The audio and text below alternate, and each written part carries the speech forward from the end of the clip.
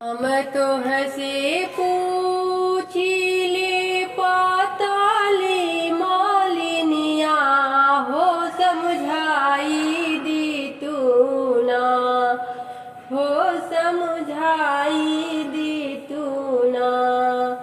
हो बताई दी तू ना मोरे मैया के अनिया हो बताई दी तू ना मोरे मैया के अवनिया हो बताई दी तू ना हम तुहसे पूछिले पातेली मालिनिया हो समझाई दी तू ना हो बताई दी तू ना मोरे मैया के अवनिया हो बताई दी तू ना कौन मास आवेली शीतला सात बहिनिया हो कौने मासे ना कौन मास आवेली शीतला सात बहिनिया हो कौने मासी ना आवेली शीतला सात बहिनिया हो कौने मासी ना आवेली शीतला सात बहिनिया हो कौने मासे ना कि आवे दुर्गा नाओ बहिनिया हो कौने मासे ना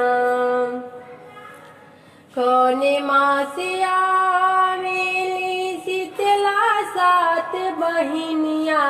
हो कौने मासे ना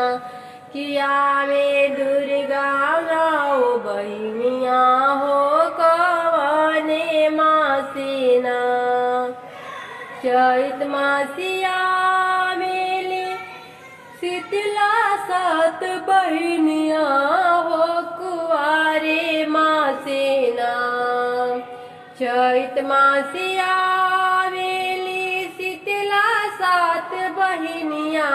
हो कुआरे मासे ना आवेली नवा दुर्गा बहिनिया हो कुवारे मासे ना आवेली नवो दुर्गा बहिनिया हो कुवारे मासे ना कति चढ़ला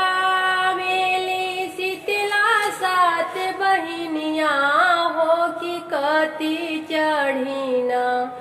आवे दुर्गा नाओ बहिनिया हो कि कति चढ़ीना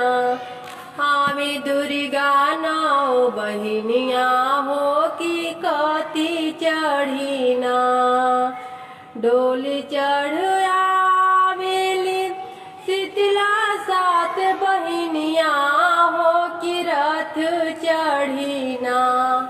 हो कि रथ चढ़ीना आवे दुर्गा नाओ मरनिया हो कि रथ चढ़ीना आवे दुर्गा नाओ महरनिया हो कि रथ चढ़ीना कवन फूलहा कवन मैया फुलहार पहिरे कवन मैया बैलिया हो कवन मैया न पहिने अड़हुल के हरवा हो कवन मैया न कवन फूलहार पेरे शीतला सात बहिनिया हो कि कवन मैया ना हो कवन मैया ना हरवा पहिरे नाव बहिनिया हो कवने फूलवाना हरवा पहिरे नाव बहिनिया हो कवने फूलवाना अड़हुल फूलहार पहिरे शीतला नव